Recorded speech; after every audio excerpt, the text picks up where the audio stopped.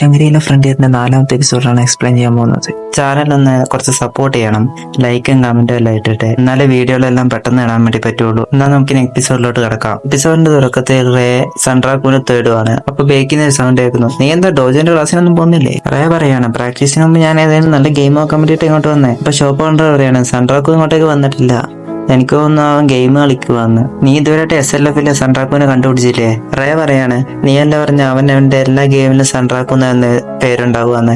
ഞാൻ അതും വെച്ചിട്ട് അവൻ അന്വേഷിക്കാൻ വേണ്ടി ബിഗിനേഴ്സിന്റെ സ്ഥലത്തേക്ക് പോയി. പക്ഷെ അവനാണെങ്കിൽ ഫസ്റ്റ് ടൗൺ സ്കിപ്പ് ചെയ്തിട്ട് 2ാമത്തെ ടൗണിലോട്ട് പോയി. ഷോപ്പ് ഓണർ ചിരിച്ചിട്ട് പറയാണ്, അവൻ അവന്റെ രീതിയിൽ തന്നെയാണ് ഗെയിം കളിക്കുന്നത്, ഒരു ട്രാഷ് ഗെയിം അഡിക്റ്റിനെ പോലെ. അതുകൊണ്ട് അവൻ എന്തായാലും യുണീക് സിനാരിയോസ് എല്ലാം കിട്ടുമായിരിക്കും. എനിക്ക് ഉറപ്പാണ് നീ എന്തായാലും അവനെ കണ്ടുമുട്ടും.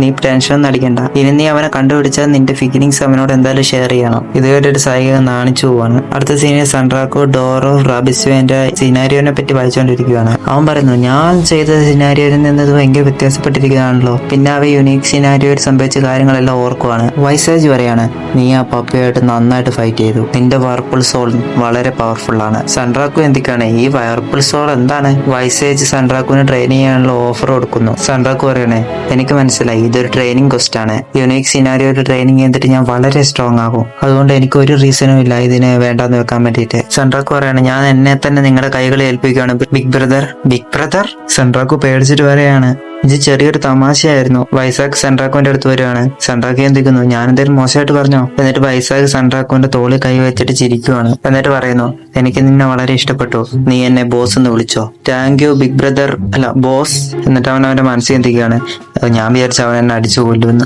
വൈസാഖ് എമൂലിനോട് പറയാണ്, നീ സൺട്രാക്കുവിനെ നീ ഏറ്റെടുത്തോ. എമൂൽ ഇത് കേട്ടിട്ട് ഭയങ്കര സന്തോഷിക്കുകയാണ്. എമൂൽ പറയാണ്, ഞാൻ വളരെ ഹാർഡ് വർക്ക് ചെയ്യും. എമൂൽ പറയാണ്, സൺട്രാക്കു ഞാൻ നിന്റെ പാലസ് മൊത്തം ചുറ്റിക്കാണിക്കാം. സൺട്രാക്കു പറയാണ്, ഞാൻ കുറെ നേരം ഗെയിം കളിക്കാൻ തുടങ്ങിയിട്ട് എനിക്കൊരു ബ്രേക്ക് ചെയ്യണം. എമൂൽ പറയണം, ആണോ, എന്നാൽ എനിക്ക് റെസ്റ്റ് എടുക്കാൻ വേണ്ടിയിട്ടുള്ള സ്ഥലം തരാം. സൺട്രാക്കു പറയാണ്, ഞാൻ എന്റെ റിബോൺ ചെയ്യേണ്ട സ്ഥലം ഇവിടെ തന്നെ ആക്കാൻ വേണ്ടി പറ്റുമോ? എമൂൽ പറയാണ്, നീ ഈ കാര്യങ്ങളെല്ലാം എനിക്ക് വിട്ടോ. വൈസാഖ് പോകുന്നതിന് മുമ്പ് പറയാണ്, ഞാൻ ഈ കാര്യം മറന്നുപോയി. എന്നിട്ട് സൺട്രാക്കുവിന്റെ കഴുത്തിലോട്ട് ഒരു ബെൽറ്റ് ഇട്ട് കൊടുക്കുവാണ്.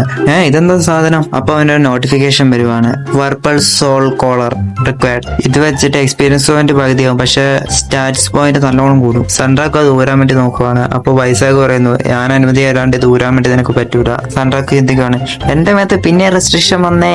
ഇനി നമ്മളെ റിയൽ വേൾഡിൽ ഇസുത്തോമിനെ കാണിക്കുകയാണ്. ആ കോളറിൽ നിന്ന് ഇത്രയും സ്റ്റാറ്റസ് പോയിന്റോ, അതൊരു നല്ല കാര്യമാണ്. ഇന്റർനെറ്റിലാണെങ്കിൽ ഇതിനെ പറ്റിയിട്ടോ അല്ലെങ്കിൽ ഇമോലിനെ പറ്റിയിട്ടോ വൈസേജിനെ പറ്റിയിട്ടോ ഒരു കാര്യങ്ങളും ഇല്ല. ഈ യുണീക് സിനാരിയോനെ പറ്റി എനിക്ക് മാത്രമേ അറിയുള്ളൂ. ഇത് വളരെ എക്സൈറ്റിംഗ് ആയിട്ടുള്ള ഒരു കാര്യമാണ്. ഇപ്പൊ ഇസോത്തോമി ടൈം നോക്കുവാണ്. ഇപ്പൊ പറയുന്നത്, എന്റെ അപ്പോയിന്റ്മെന്റിന് സമയമായി. ഇനി ഇസോത്തോമി ബസാർക്ക് ഓൺലൈൻ പാഷൻ ഗെയിം കളിക്കാൻ വേണ്ടി കയറുന്നു. ഇതവൻ പണ്ട് കളിച്ചിരുന്ന ട്രാഷ് ഗെയിമാണ്. അവന്റെ കൂട്ടുകാരെ കാണാൻ വേണ്ടിയിട്ട് അവൻ പിന്നെ ആ ഗെയിം കളിക്കും. അവർ ഗെയിമിന്റെ ഉള്ളിൽ കയറി പറഞ്ഞ അവനും അവന്റെ കൂട്ടുകാരും കാർസും പ്ലെയർ വേഴ്സസ് പ്ലെയർ കളിക്കും. അവർ രണ്ടുപേരുടെ ഇടയ്ക്ക് നല്ല ഫൈറ്റ് നടക്കുവാണ്. അതിൽ സൺട്രാക്ക് തോറ്റു പോവാണ്. ഞാൻ നിന്റെ മെയിൽ ഉണ്ടായിരുന്നു, നീ SLF കളിക്കുന്നുണ്ടല്ലേ? ഞാൻ വിചാരിച്ചു നീ ആദ്യം തമാശ പറഞ്ഞു, പക്ഷെ ഇത് ശരിക്കുള്ള കാര്യമല്ലേ? സൺട്രാക്ക് പറയുവാണ്, ഞാൻ ഇനി പറയുന്നതിനെ പറ്റി എനിക്കൊരു നാണക്കേടില്ല, പക്ഷെ ഞാനിത് എൻജോയ് ചെയ്യുന്നുണ്ട്. ഞാൻ ഇന്റർനെറ്റ് വായിച്ചിട്ടുണ്ടായിരുന്നു, ഈ ഗെയിമിൽ ഒരുപാട് സ്ട്രോങ് മോൺസ്റ്റേഴ്സ് ഉണ്ടെന്ന്. ഇതിനെ 7 കൊറോസി എന്ന് പറയുന്നു. പ്ലേയേഴ്സിന് ഇതുവരെയായിട്ട് 4 എണ്ണത്തിന്റെ പേരെ അറിയാൻ പറ്റിയിട്ടുള്ളൂ. ഇതുവരെയായിട്ട് ഒരാൾ പോലും ഇതിൽ ഒന്നിനെ പോലും തോപ്പിച്ചിട്ടില്ല. ഞാൻ അതിൽ ഒന്നിന്റെ കൂടെ ഫൈറ്റ് ചെയ്തായിരുന്നു. അതിന്റെ കൂടെ ഫൈറ്റ് ചെയ്തിട്ട് ഞാൻ വളരെ മോശമായിട്ട് തോറ്റു. കച്ചു പറയാണ്, അതുകൊണ്ടല്ല നീ ഗെയിമിൽ കളിക്കുന്നത്. സൺട്രാക്ക് പറയുന്നു, ഞാൻ ആ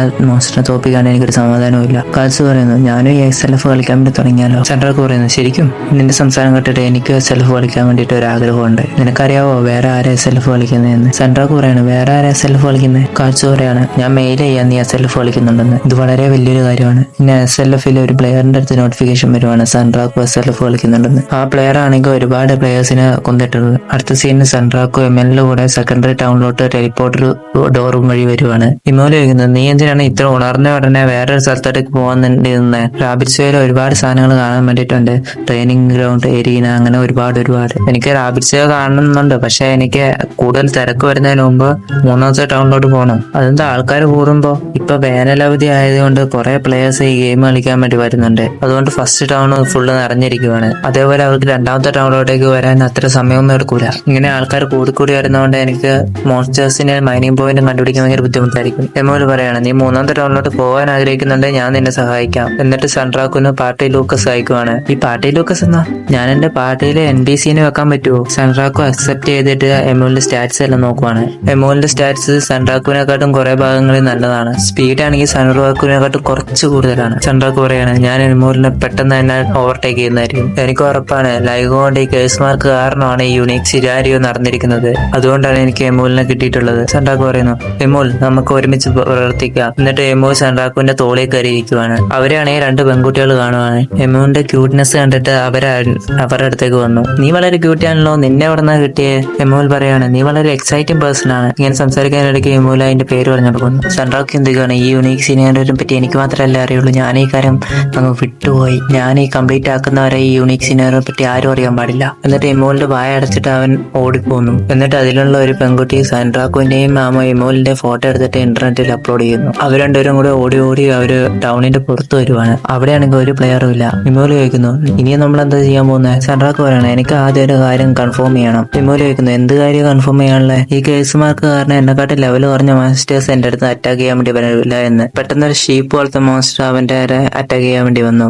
എന്നിട്ട് സൺഡ്രാക്കുവിന്റെ മേത്തുള്ള കേസുമാർക്ക് കണ്ടപ്പോൾ ആ ഷീപ്പ് മോൺസ്റ്റർ തിരിച്ചു ഓടിപ്പോയി. പക്ഷെ ആ മോൺസ്റ്ററിനെ അങ്ങനെ ഓടിപ്പോകാൻ വേണ്ടി സൺഡ്രാക്കു വിട്ടില്ല. എന്നിട്ട് അവനാണെങ്കിൽ ആ മോൺസ്റ്ററിനെ കൊല്ലുവാണ്. എമോൽ പറയാണ്, നീ വളരെ നന്നായിട്ട് ചെയ്തു സൺഡ്രാക്കു. നിങ്ങളെ രണ്ടുപേരെയും കണ്ടിട്ട് ആരാണ് മോൺസ്റ്റർ എന്ന് മനസ്സിലാകുന്നില്ലായിരുന്നു. സൺഡ്രാക്കു പറയാണ്, നമ്മുടെ പ്ലാൻ ഇനി എങ്ങനെയാന്ന് വെച്ചാല് നമ്മൾ ചെറിയ ചെറിയ മോൺസ്റ്റേഴ്സിനെല്ലാം വിട്ടിട്ട് നേരെ ബോസിനെ അറ്റാക്ക് ചെയ്യാൻ വേണ്ടി പോകും. എമോൽ പറയാണ്, ഇതിൽ പ്ലാൻ ആയിട്ട് എന്താ ഉള്ളത്? പിന്നെ അവർ രണ്ടുപേരും ഓടി ഏരിയ ബോസിന്റെ അടുത്തേക്ക് പോവാണ്. പിന്നെ അടുത്ത സീനിൽ കാണിക്കുവാണ്. സൺഡ്രാക്കു പറയുന്നു, മാപ്പിന്റെ അടിസ്ഥാനത്തിൽ ഏരിയ ബോസ് ഇവിടെയാണല്ലോ ഉണ്ടാവണ്ടേ, പക്ഷെ ഇവിടെ മൊത്തം ചെടിയുമാണ്. എമോൽ പറയുന്നത്, ചെടി കാരണം എന്റെ ഡ്രസ്സ് മൊത്തം മോശമായി പോയല്ലോ. സൺഡ്രാക്കു പറയുന്നു, എനിക്ക് മനസ്സിലായി എമോൽ ഇങ്ങോട്ട് വരുന്നതിന് മുമ്പ് എന്താ പറഞ്ഞതെന്ന്. ഇനി ഫ്ലാഷ് ബാക്ക് കാണിക്കുകയാണ്. ടൗണിൽ നിന്ന് പോരുന്നതിന് മുമ്പ് ഏരിയ മോൺസ്റ്ററിനെ പറ്റി ചോദിക്കാൻ വിട്ടുപോയി. നിനക്ക് ഇതിനെ പറ്റി വല്ലതും അറിയാമോ എമോൽ? ഈ മോൺസ്റ്ററിന്റെ പേര് മഡ്ഡിക്കാർ എന്നാണ്.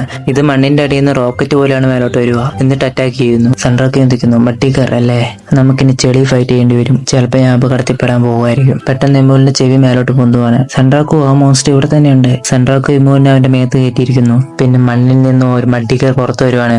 അതൊരു ഷാർക്കിനെ പോലെ ആയിരുന്നു വരുന്നത്. പിന്നെ വ്യൂവേഴ്സിനോട് പറയുന്നു, ഈ ചെളി നടക്കാൻ വേണ്ടി മാത്രമേ പറ്റുള്ളൂ, ഓടാൻ വേണ്ടി പറ്റൂല. സൺഡ്രാക്കു ഇതിനെ കണ്ടിട്ട് പറയാണ്, ഇത് എനിക്ക് വളരെ മോശമായിട്ടൊരു കണ്ടീഷനാണ് ഫൈറ്റ് ചെയ്യാൻ വേണ്ടിയിട്ടുള്ളത്. ഇതോടെ ഈ എപ്പിസോഡ് അവസാനിക്കുന്നു.